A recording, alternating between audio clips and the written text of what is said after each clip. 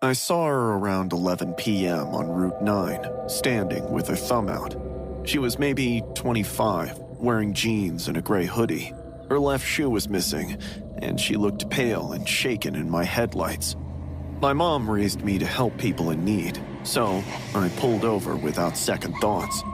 She jogged up with this grateful smile, thanking me over and over as she explained how her boyfriend threw her out after a fight. Oh, I've been standing here for over an hour, she said as she climbed in. My sister lives in Millbrook. She'd let me crash. I'm Lucy, by the way. Paul. I pulled back onto the highway, and she settled in, pulling her hood down. She was cute in an endearing sort of way, with brown hair that was stunning. I couldn't believe some jerk did that to her. Within 10 minutes, I felt comfortable enough to share where I worked, where my family lived, and crack a few jokes. She laughed at all of them, made comments about songs on the radio, said I was one of the good ones for stopping. So, do you have a girlfriend? Lucy sang. No. What? You're kidding. Are all the girls around you idiots? I blushed slightly. As Lucy rested her hand on my thigh, I looked down to see where her palms were sliding when I noticed the one show she still had on. Her right foot was propped against the dashboard, and the sole was covered in dark stains that looked thicker and stickier than dirt. It was almost black in the dim light from the dashboard. She followed my eyes and laughed. It's just roadkill. I stepped on a dead possum. Gross, right? She asked if I had napkins. I told her to check the glove box. She rummaged around while I kept driving, but something felt off. The stains didn't look like roadkill. They looked fresh. As she started wiping, a nasty metallic smell hit me. It filled the car so fast I almost gagged. I started to say maybe I should pull over so she could clean her shoe outside, but before I could finish the sentence, pain exploded in my left thigh. I looked down and saw the box cutter in her hand. The blade was buried in my leg, and she was pressing it deeper.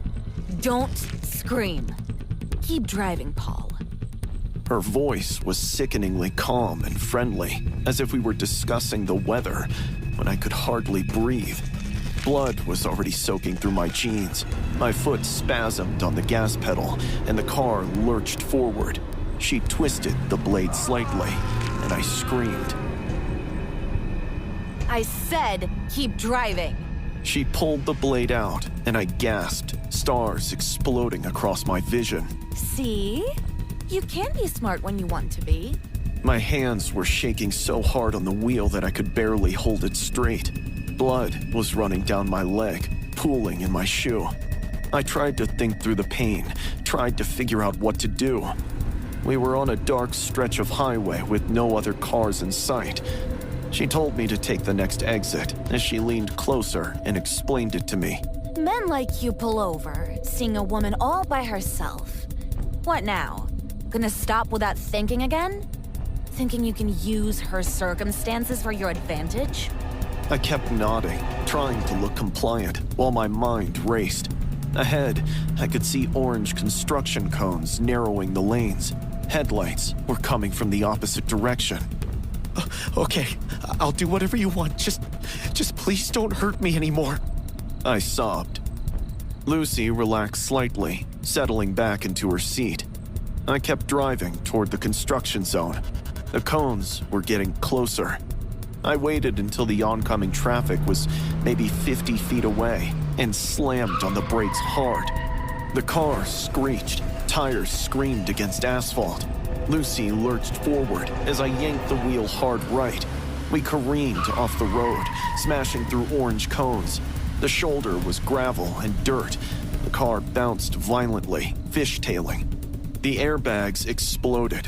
White fabric slammed into my face, stunning me. My chest hurt. My leg was on fire. But I was alive. Lucy was screaming too.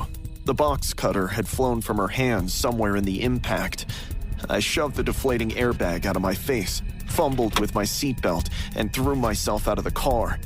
My leg buckled and I went down, but I could hear voices. Someone had seen the crash. I screamed for help as two guys came running from a stopped truck.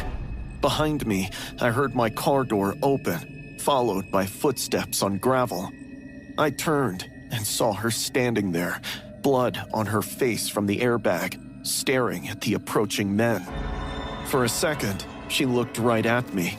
Then, she turned and ran into the darkness beyond the construction lights. The guys reached me.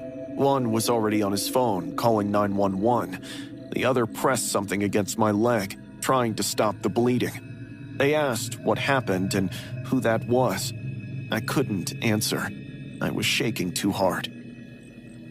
The cops found her shoe in my car later. They ran tests and discovered it wasn't animal blood like she'd claimed. It was human. Type B positive. They're still trying to match it to a victim to figure out who she was and where she went. I needed 18 stitches in my leg, and I walk with a limp when it rains. I don't stop for hitchhikers anymore, or for anyone stranded on the side of the road, no matter how desperate they look or how guilty I feel driving past. Because now, I know that sometimes the people who look like they need the help the most are the ones you should be running from, and that kindness can get you killed.